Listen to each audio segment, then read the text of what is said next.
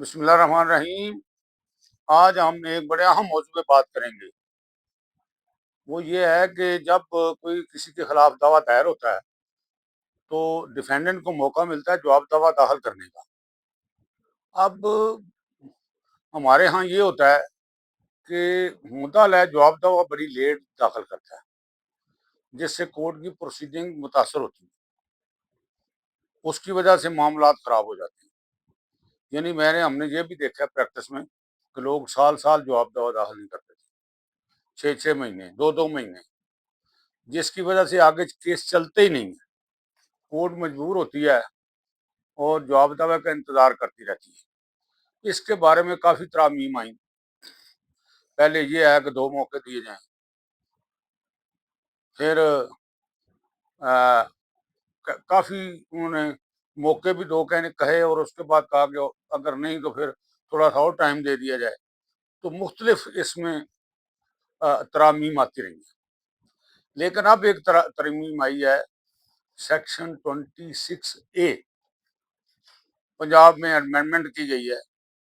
اس کے مطابق اب یہ ڈیفینیٹ ہو گیا ہے کہ جو جواب دعویٰ مدعا علیہ نے داخل کرنا ہے ڈیفینڈنٹ نے، وہ ودن 30 days داخل کرے گا۔ کب سے؟ When he appeared for the court, یعنی اس نے وہاں پہ حاضری لگوائی ہے یا اس کا وکیل پیش ہوا ہے یا وہ خود اصالتاً پیش ہوا ہے۔ جب وہ کورٹ میں اپیئر ہو گیا نا، حاضری اس کی لگ گئی ہے، اس کے بعد وہ ڈیوٹی باؤنڈ ہے کہ ودن 30 days وہ جواب دعویٰ داخل۔ اگر وہ 30 days کے اندر نہیں کرتا تو اس کے کانسیکوینس پتہ کیا ہے؟ اب اس قانون میں یہ لکھا ہے کہ اس کا رائٹ کلوز ہو جائے گا، اس کا ڈیفنس بھی کلوز ہو جائے گا۔ وہ اپنا ڈیفنس نہیں دے سکتا، پھر اس کے لیے کوئی گنجائش نہیں ہے۔ اس لیے یہ ضروری ہے، مینڈیٹری پروویژن آف لا ہے، سیکشن 26A، اس کے مطابق جواب دعویٰ دینا ہوگا۔ پہلے تھا آرڈر 8 رول 10 کے تحت اگر کوئی بندہ جواب دعویٰ نہیں دیتا تو اس کا رائٹ اسٹک اپ ہو جاتا تھا، لیکن اس میں اتنا ٹائم پیریڈ نہیں ہوتا تھا۔ اب تو بیانڈ 30 days کو بندہ جا ہی نہیں سکتا۔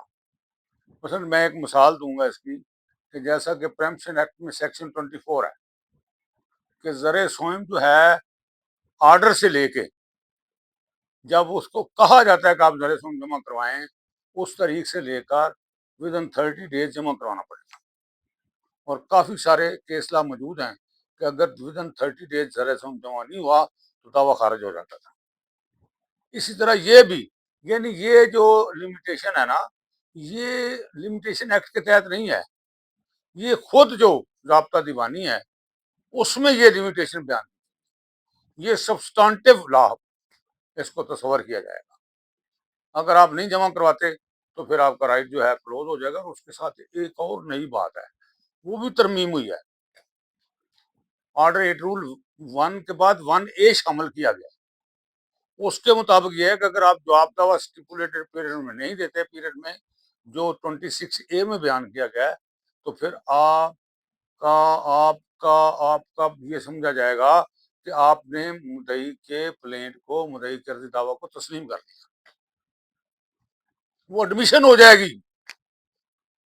اگر مدعی کے دعوے کی ایڈمیشن ہو جائے تو پھر یہی سمجھا جائے گا کہ اس کا دعویٰ ڈگری ہونے والا ہے۔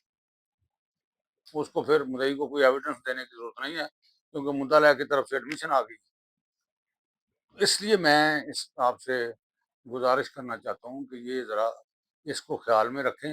عام پایا گیا ہے کہ لوگ وقت پہ جواب دعویٰ نہیں دیتے، اور اگر اس میں مدعا علیہ ایجیٹیٹ کرے، بلکہ کورٹ کو خود ہی دیکھنا چاہیے کہ whether this written statement has been filed within 30 days or within limitation۔ اگر وہ لمیٹیشن کے اندر نہیں آتی تو پھر اس کا رائٹ کلوز کر دینا چاہیے۔ اور 1A جو رول ہے آرڈر 8 کا، اس کے مطابق وہ سمجھا جائے گا کہ اس نے یہ ایڈمٹ کر لیا ہے، اس نے تسلیم کر لیا مدعی کا موقف۔ تو یہ میں گزارش کرنا چاہتا تھا جواب دعوے کے بارے میں۔ تو وہ کلاسبان اور لٹیگنٹس اس بارے میں کوتاہی کرتے ہیں، غور نہیں کرتے، حاضری لگوا دیتے ہیں، لیکن اس کے بعد توجہ نہیں دیتے اور وہ ٹائم پیریڈ گزر جاتا ہے۔